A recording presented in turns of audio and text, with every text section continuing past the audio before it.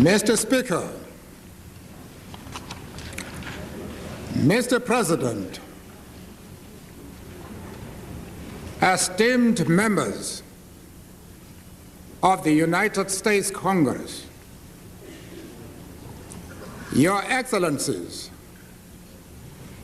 ambassadors, and members of the diplomatic corps, distinguished guests, ladies and gentlemen, it is a fact of the human condition that each shall, like a meteor, a mere brief passing moment in time and space, flit across the human stage and pass out of existence. Even the golden lads and lasses,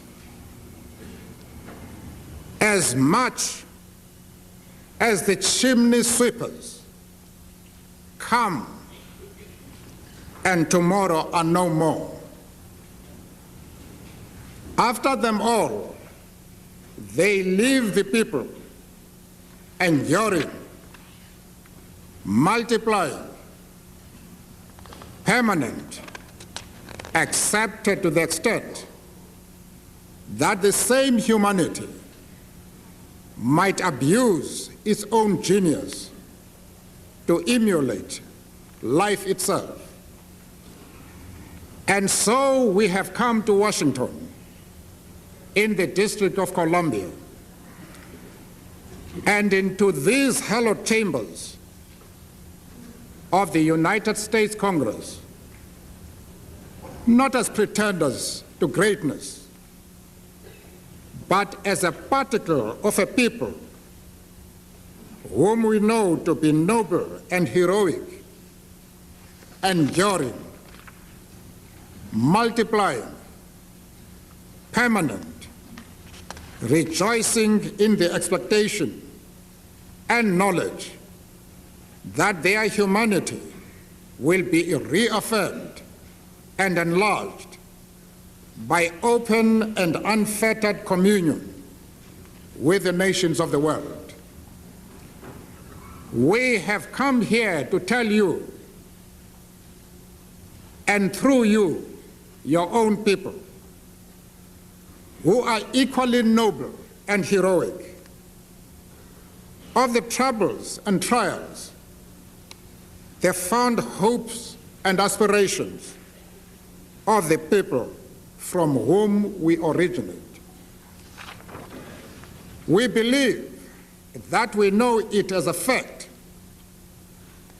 that your kind and moving invitation to us to speak here derived from your own desire to convey a message to our people, and according to your humane purposes, to give them an opportunity to say what they want of you and what they want to make of their relationship with you.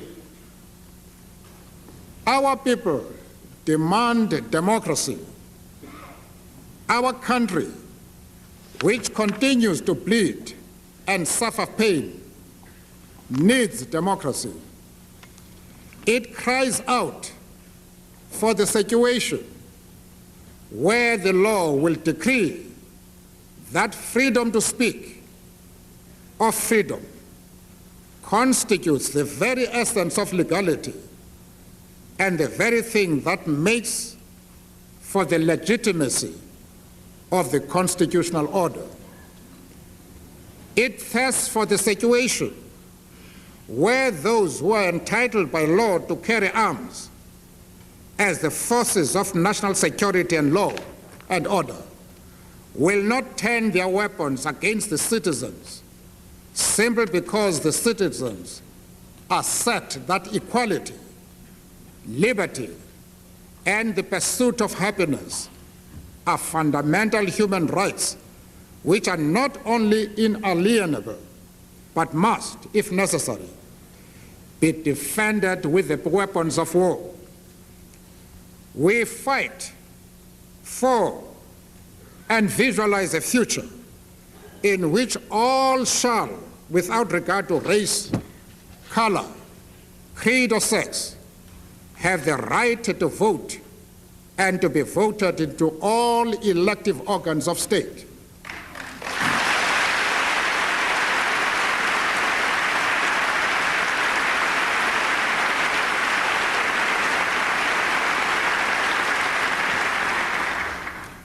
We are engaged in struggle to ensure that the rights of every individual are guaranteed and protected through a democratic constitution, the rule of law, an entrenched Bill of Rights, which should be enforced by an independent judiciary, as well as a multi-party political system.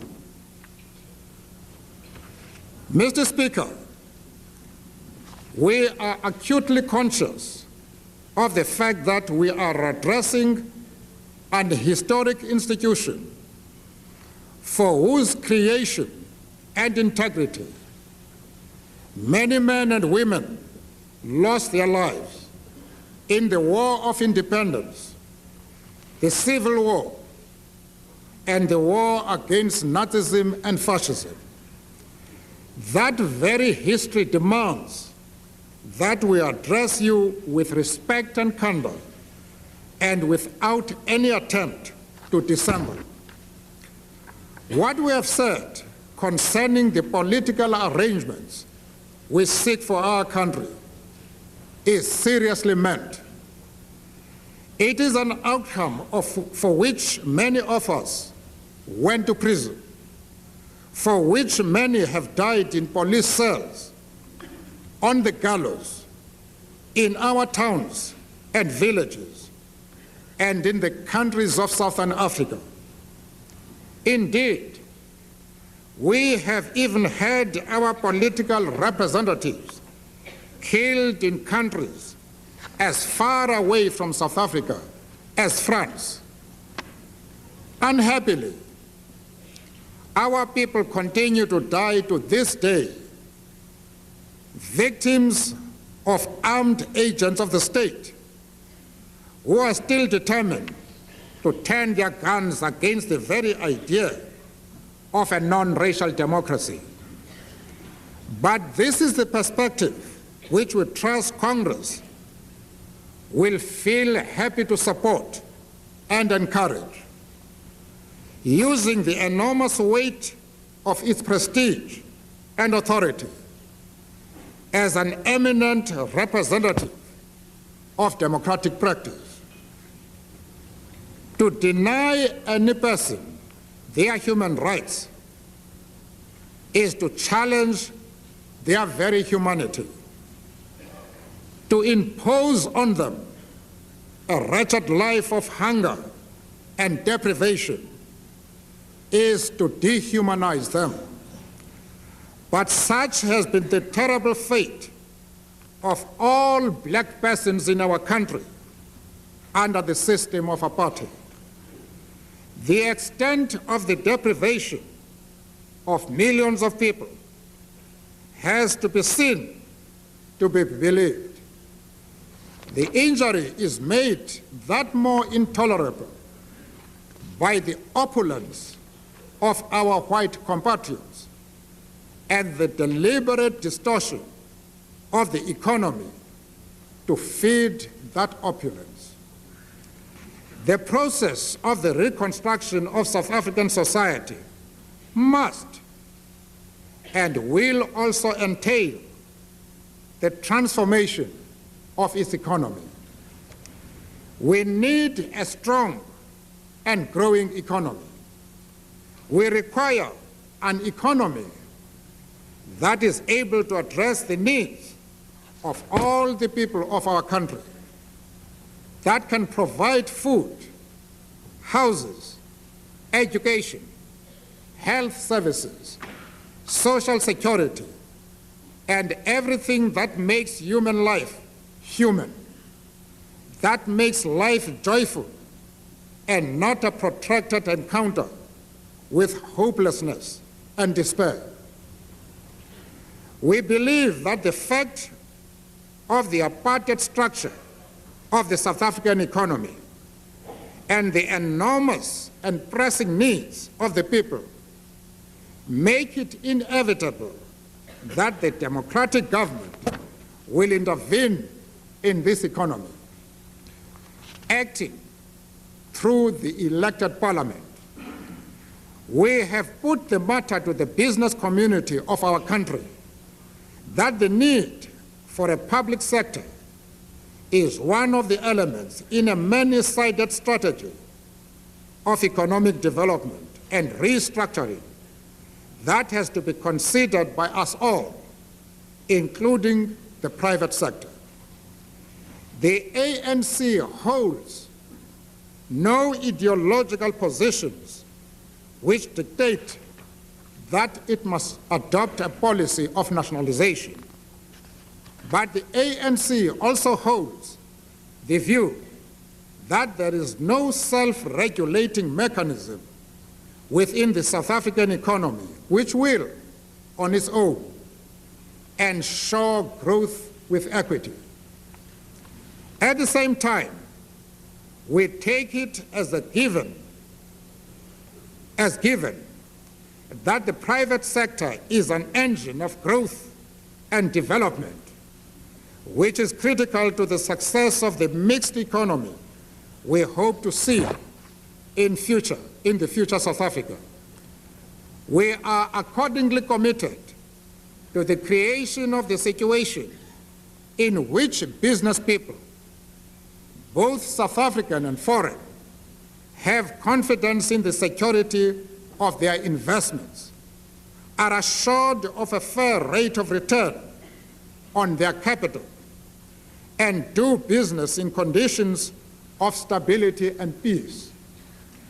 We must also make the point very firmly that the political settlement and democracy itself cannot survive unless the material needs of the people, the bread and butter issues, are addressed as part of the process of change and as a matter of urgency. It should never be that the anger of the poor should be the finger of accusation pointed at all of us because we fail to respond to the crisis of the people for food, to the cries of the people for food, for shelter, for the dignity of the individual.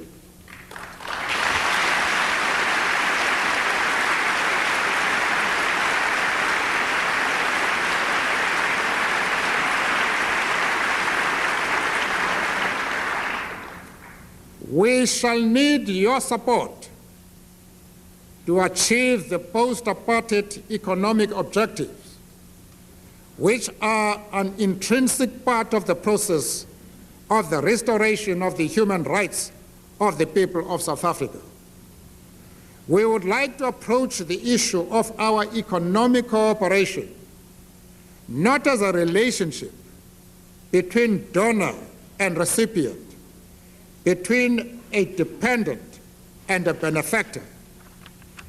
We would like to believe that there is a way in which we could structure this relationship so that we do indeed benefit from your enormous resources in terms of your capital, technology, all-round expertise, your enterprising spirit, and your markets.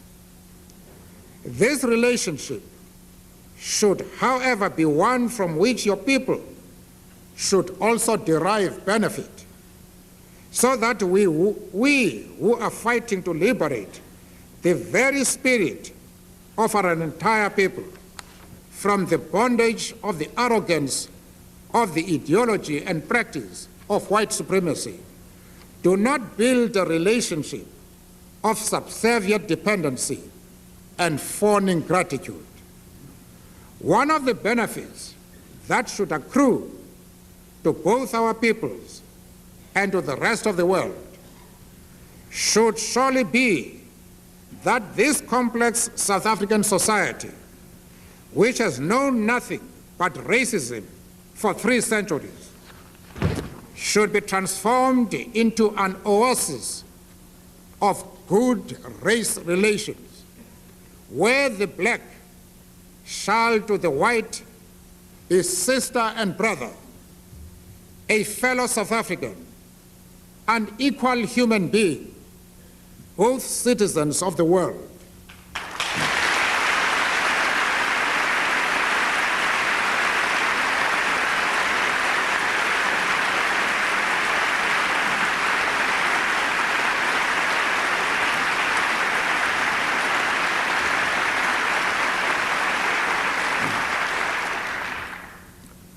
To destroy racism in the world, we together must expunge apartheid racism in South Africa. Justice and liberty must be our tool. Prosperity and happiness, our weapon. Mr. Speaker, distinguished representatives of the American people, you know this more than we do, that peace is its own reward.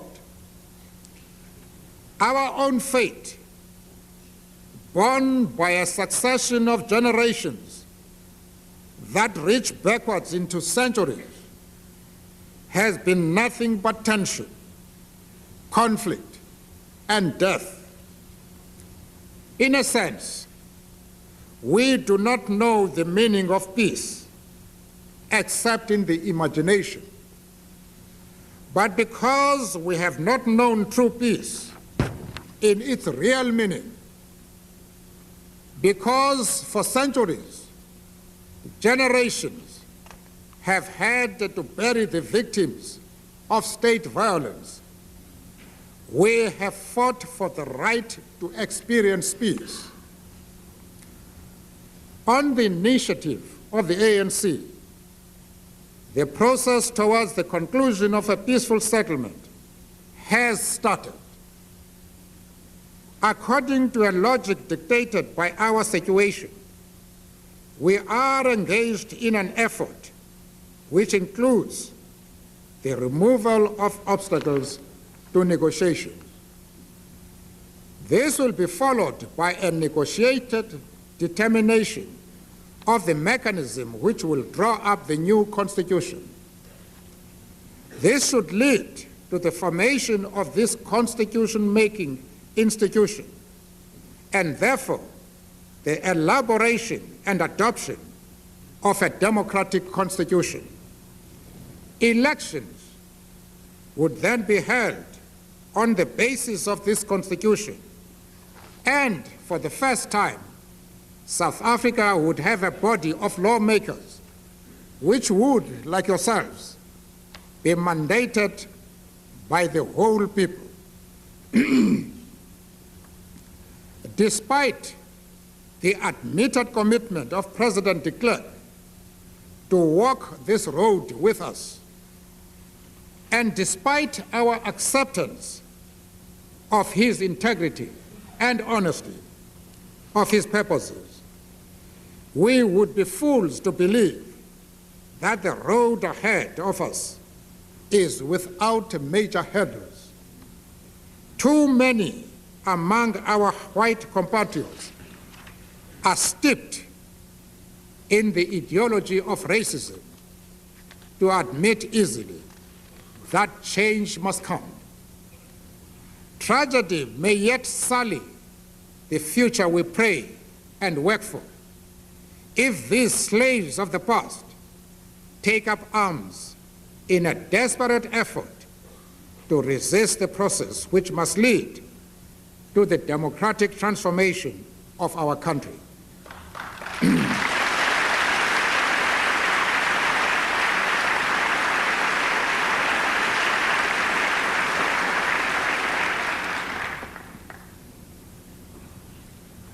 For those who care to worry about violence in our country, as we do, it is at these forces that they should focus their attention, a process in which we are engaged. We must contend still with the reality that South Africa is a country in the grip of the apartheid crime against humanity. The consequences of this continue to be felt not only within our borders, but throughout Southern Africa, which continues to harvest the bitter fruits of conflict and war, especially in Mozambique and Angola. Peace will not come to our country and region until the apartheid system is ended.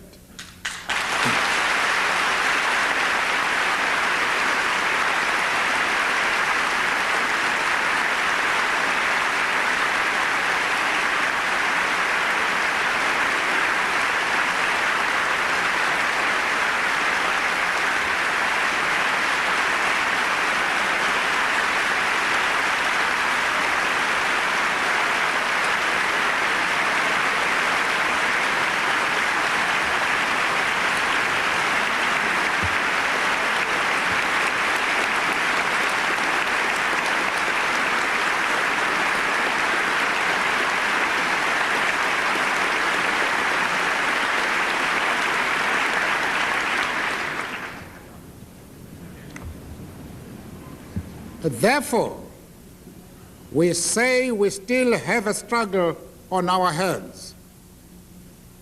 Our common and noble efforts to abolish the system of white minority domination must continue. We are encouraged and strengthened by the fact of the agreement between ourselves, this Congress, as well as President Bush and his administration, that sanctions should remain in place.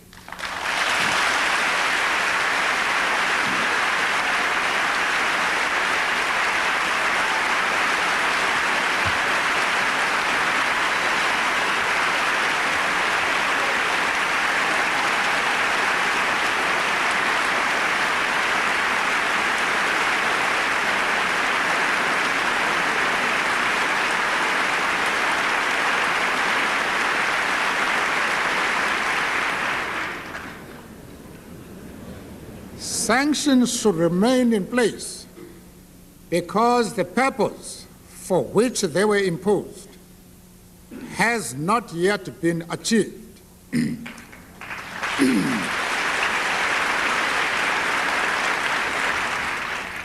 We have yet to arrive at the point when we can say that South Africa is set on an irreversible course leading to its transformation into a united, a democratic, and non-racial country.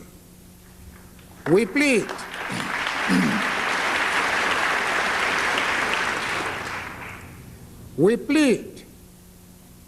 that you cede the prerogative to the people of South Africa to determine the moment when it will be said that profound changes have occurred and an irreversible process achieved, enabling you and the rest of the international community to lift sanctions. We would like to take this opportunity to thank you all for the principled struggle you waged, which resulted in the adoption of the historic Comprehensive Anti-Apartheid Act, which made such a decisive contribution to the process of moving our country forward towards negotiations. We request that you go further and assist us with the material resources which will enable us to promote the peace process and meet other needs which arise from the changing situation you have helped to bring about. The stand you took established the understanding among the millions of our people that here we have friends. Here we have fighters against racism who feel hurt because we are hurt, who seek our success because they too seek the victory of democracy over tyranny. And here I speak not only about you, members of the United States Congress, but also of the millions of people throughout this great land who stood up and engaged the apartheid system in struggle.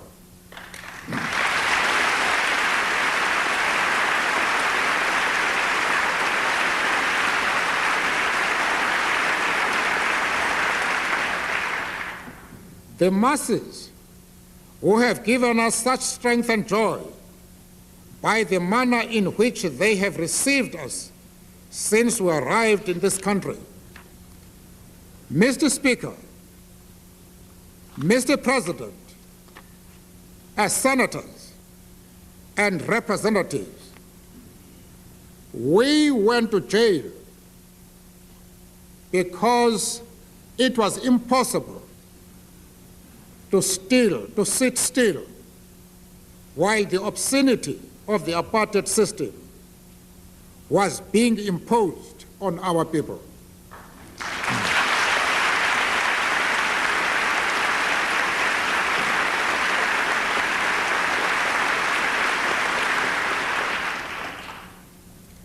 It would have been immoral to keep quiet while a racist tyranny sought to reduce an entire people into a status worse than that of the beasts of the forest. It would have been an act of treason against the people and against our conscience to allow fear and the drive towards self-preservation to dominate our behavior, obliging us to absent ourselves from the struggle for democracy and human rights, not only in our country, but throughout the world.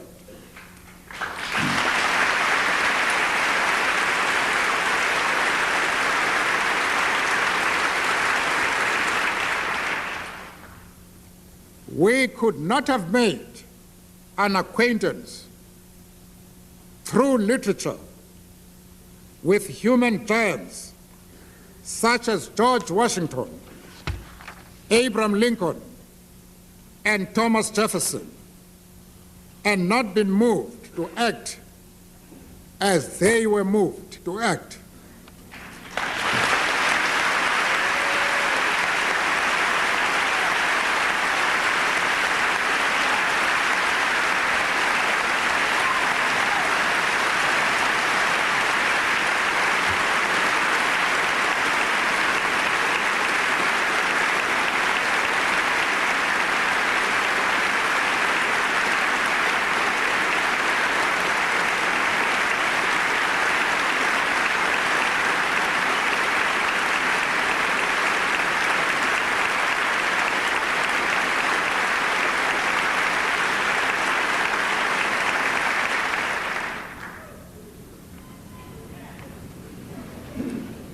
We could not have heard of and admired John Brown, Sojourner Truth, Frederick Douglass, W.E.B. Du Bois, Marcus Garvey, Martin Luther King Jr., and others.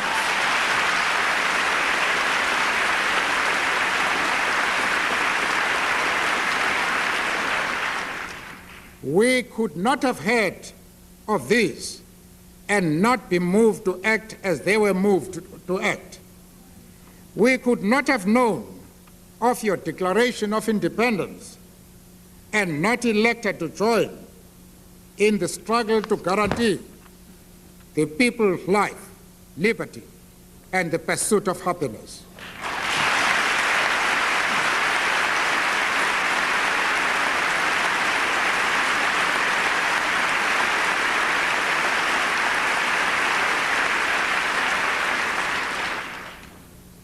We are grateful to you all that you persisted in your resolve to have us and other political prisoners released from jail. You have given us the gift and privilege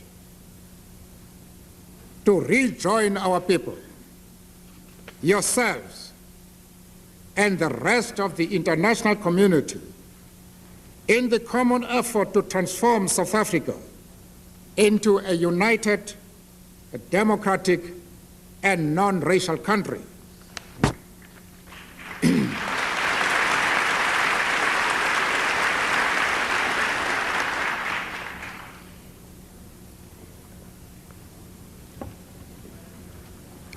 You have given us the power to join hands with all people of conscience to fight for the victory of democracy and human rights throughout the world.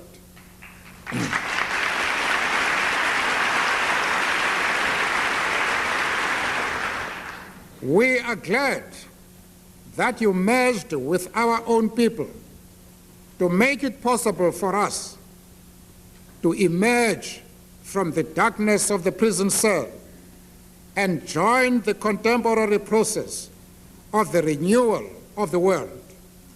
We thank you most sincerely for all you have done and count on you to persist in your noble endeavors to free the rest of our political prisoners and to emancipate our people from the larger prison that is apartheid South Africa.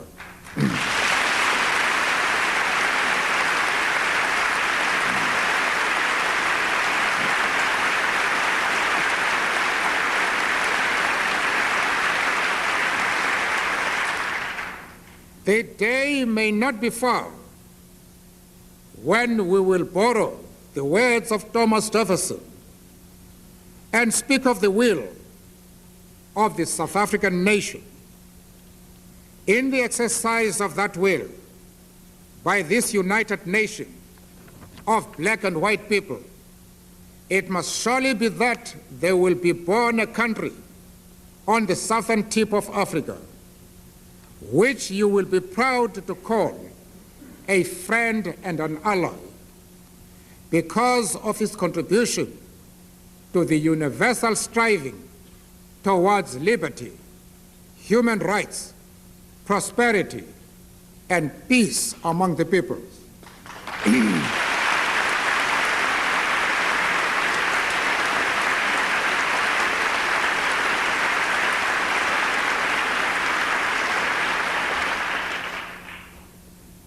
Let that day come now. Let us keep our arms locked together so that we form a solid phalanx against racism to ensure that that day comes now. By our common actions, let us ensure that justice triumphs without delay.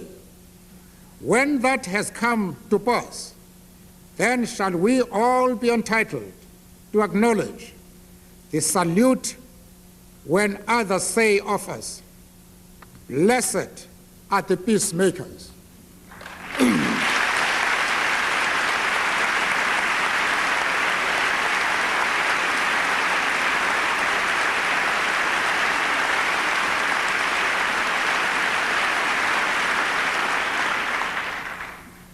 Thank you for your kind invitation